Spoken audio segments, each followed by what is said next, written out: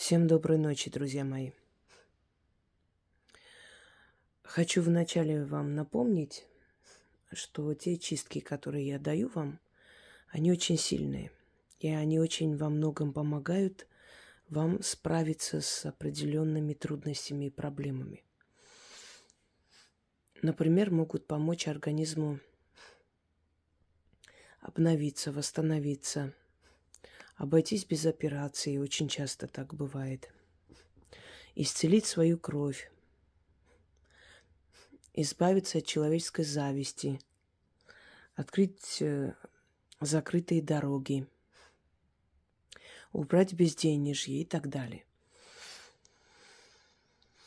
Для того, чтобы каждому человеку отдельно не объяснять, не снимать, точнее, не объяснять, не записывать и так далее, я решила когда-то, что я просто буду снимать и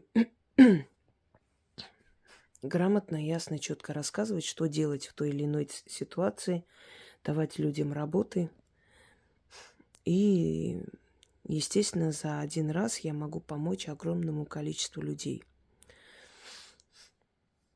Потому что этот ролик увидят не только в этот момент много тысяч людей, но и после, когда этот ролик останется в интернете, опять же, много тысяч людей могут воспользоваться этой работой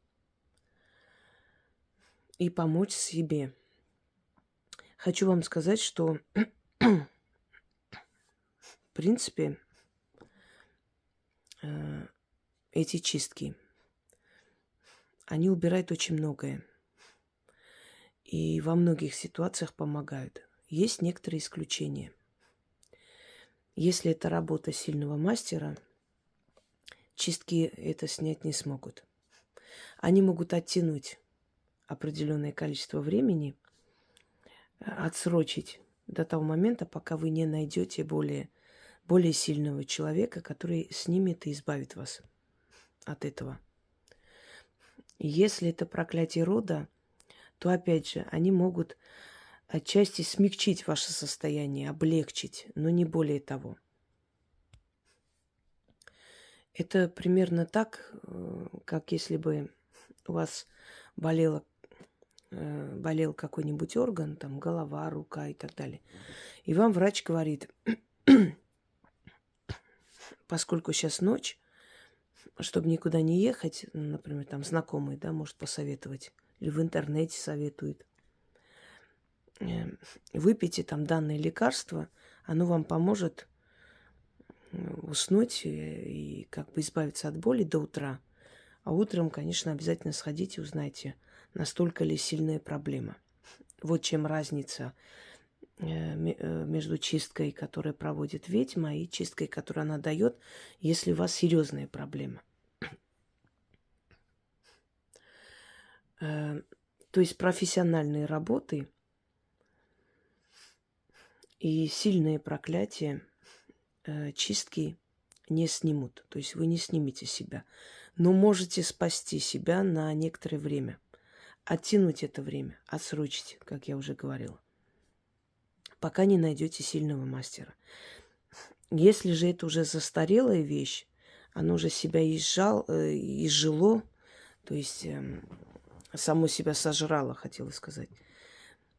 Если вы уже практически одолели своей силой внутренней, своим духом, иногда люди могут пережить очень страшные вещи, и те сущности, которые были отправлены в его жизнь, в его судьбу, не смогли справиться. Не потому, что они слабые, а потому, что слабый мастер отправил.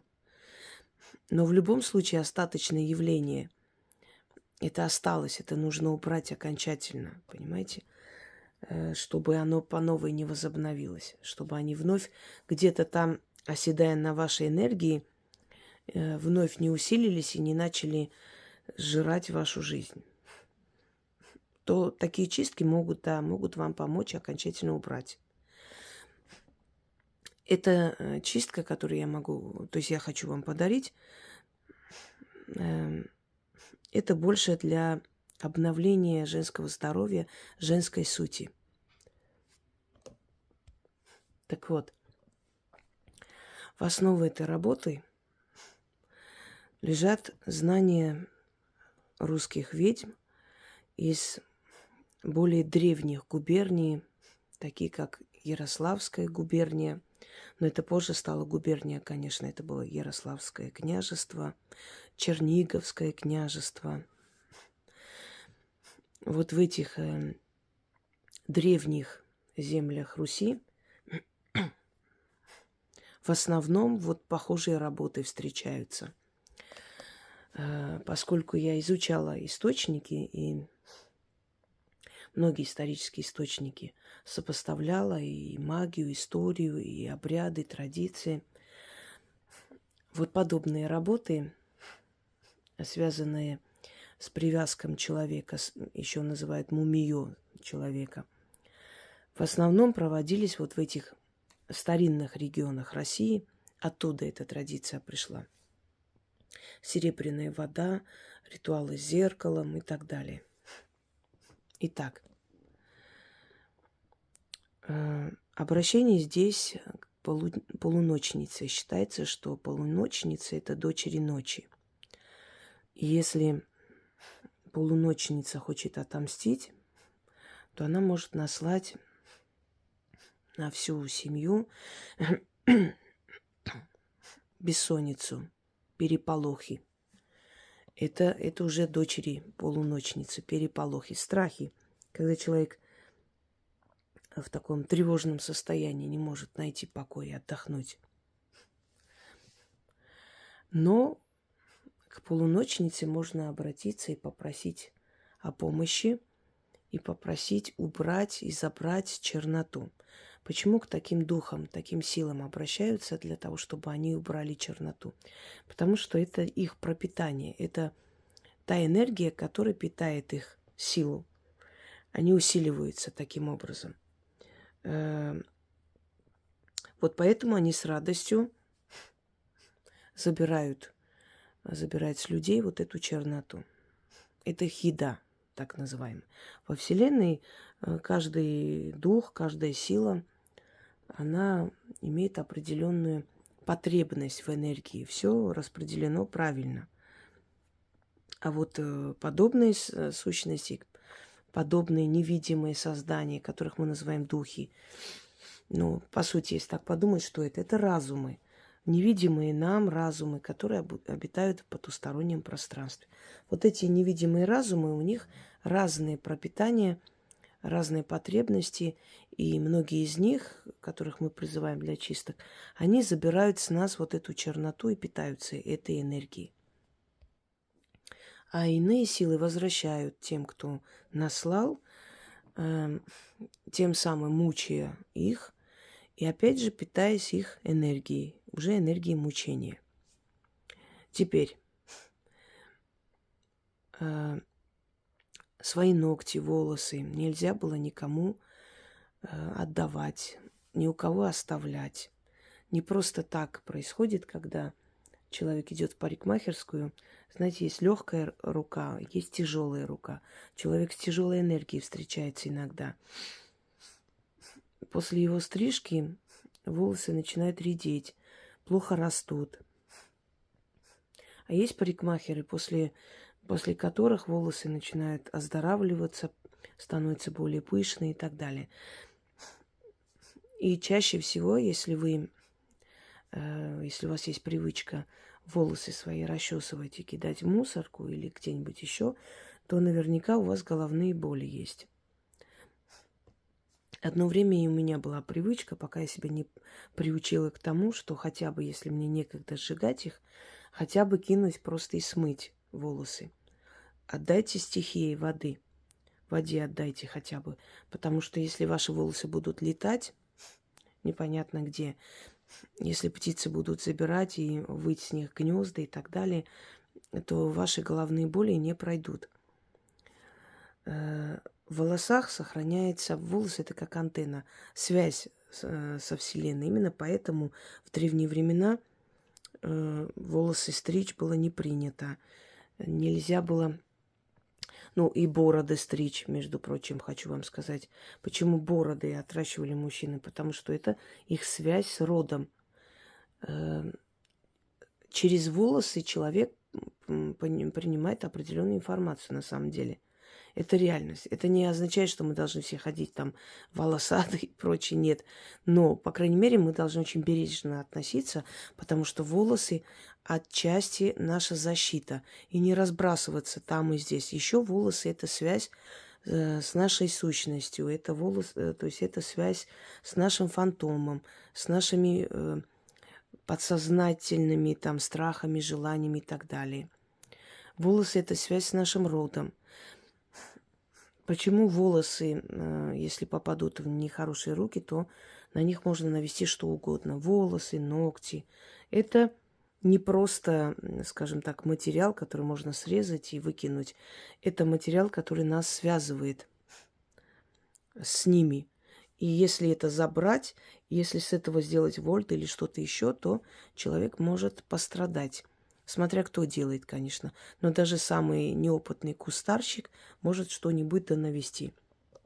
Теперь, многие ногти обрабатывают, значит, делают маникюр, и мало кто дома стрижет ногти. Обычно, значит, отращивают ногти, идут по новой, исправляют. Поэтому ногти собрать немножко будет труднее. Но в любом случае, в заговоре надо это говорить. По крайней мере, соберите волосы. Вы расчесываетесь, снимайте с расчески и собирайте в пакете.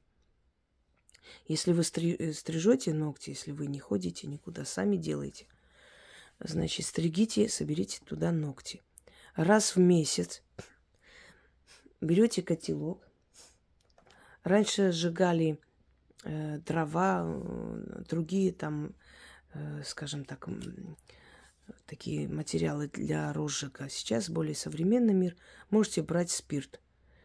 Можете брать даже вот для розжига костров. Оно там состоит из парафина. В принципе, можно и этим. Значит, в этом котелке сжигаете и читайте над огнем. Можно перемешивать, можно там добавлять сверху масло или спирт, на чем вы сжигаете, смотря. Значит, можете читать даже тогда, когда огонь погас. Читать надо 6 раз. Раз в месяц.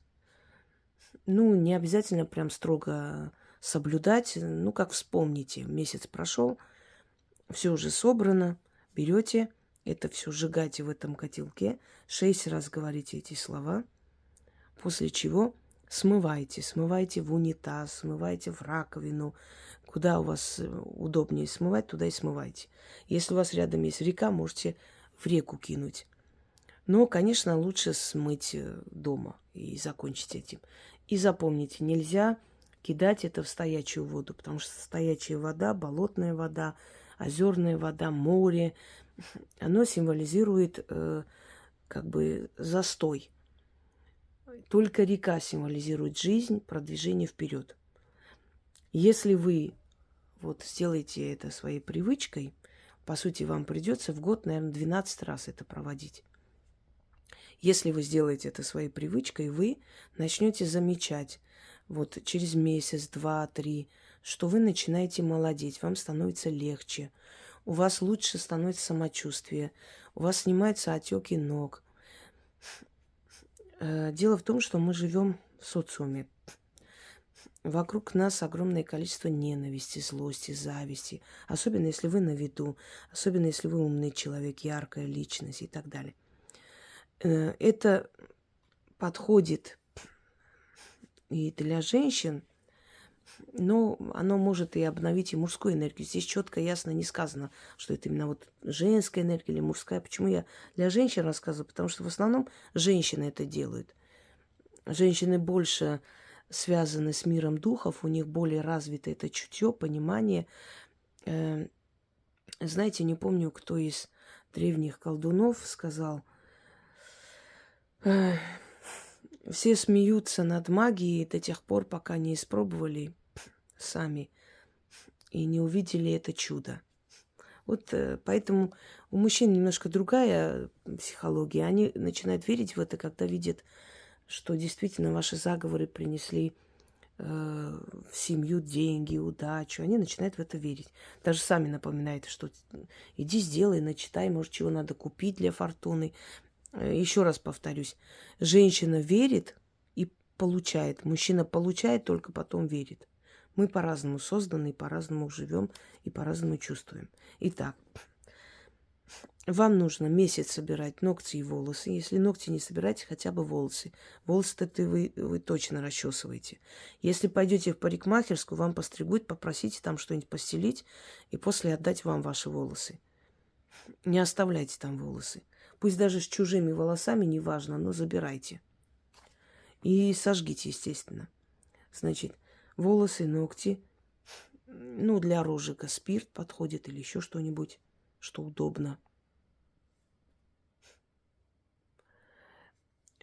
Сжигайте, но сжигать нужно после 12 ночи, то есть 00:00 ночи. Это время полуночниц, с 00 до 03. Это самое активное время духов. Поэтому старайтесь такие сильные работы делать вот в этом промежутке. 6 раз начитали, смыли, ложитесь спать. У вас будет сон, как у младенца. Успокойте нервную систему, прям станет легче, вот боль в ногах отпустит и так далее. На самом деле вы помолодеете. Вот что у вас будет происходить. Сделайте это. Знаете, иногда нужно и себе помочь, не только другим. Если вашей дочери больше 12 лет, ей тоже можно это провести. Точно так же собрать свои волосы, ногти, заодно и вы научите ее этому. И это станет привычкой на всю жизнь. Это замечательная привычка. И после чего проведете и обновите свое женское состояние и здоровье. Мужчины могут провести. У мужчин не такие длинные волосы, но ногти-то они стригут. Пусть будет какая-то часть волос, какая-то часть ногтей. И у них организм обновится. Просто я знаю, что это будет делать женщина, поэтому больше нацелена на них. И заговор следующий. Пойду я простоволосая и босоногая. Из дома в ворота, из ворот во чисто поле. Там сидит на троне мать-полуночница. У ее ног костер жертвенный яро пылает. Всю черноту людскую сжигает. Полуночница-матушка, узри меня, услышь меня. В моем деле подсоби мне. Кидаю в костер у ног полуночницы волосы и ногти. Если у вас только волосы, значит только волосы. Только ногти, значит только ногти. Через ногти мои, через мои волосы тело свое очищаю. Всю черноту с себя снимаю. В огне сжигаю порчи и корчи, с глаз и злой посыл. Людская зависть. Навели мне, али сама на себя стянула. Сгори скверно, чернота. Часть дымом уйди, часть в воду пойди. Очищайся, мое тело. Моя душа и разум, обновись разом. Ключ, замок, язык. Заклято. Еще раз. Пойду я простоволосая и босоногая. Из дома в ворота, из ворот во чисто поле. Там сидит на троне мать-полуночница. У ее ног костер жертвенный яро пылает. Всю черноту людскую сжигает. Полуночница-матушка, узри меня, услышь меня. В моем деле подсоби мне. Кидаю в костер у ног полуночницы свои волосы и ногти. Через ногти мои, через мои волосы тело свое очищаю. Всю черноту себя снимаю. В огне сжигаю порчи и корчи. С глаз и злой посыл. Людская зависть. Навели мне, али сама на себя стянула.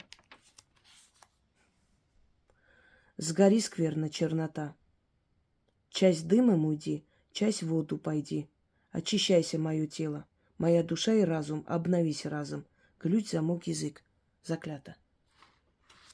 Еще раз прочитаю, вам нужно 6 раз напомню. Пойду я простоволосая и босоногая, из дома в ворота, из ворот во чисто поле. Там сидит на троне мать-полуночница. У ее ног костер жертвенный яро пылает, всю черноту людскую сжигает. Полуночница-матушка, узри меня, услышь меня, в моем деле подсоби мне. Кидаю в костер у ног полуночницы свои волосы и ногти. Через ногти мои и через мои волосы тело мое очищаю. Свою черноту себя снимаю.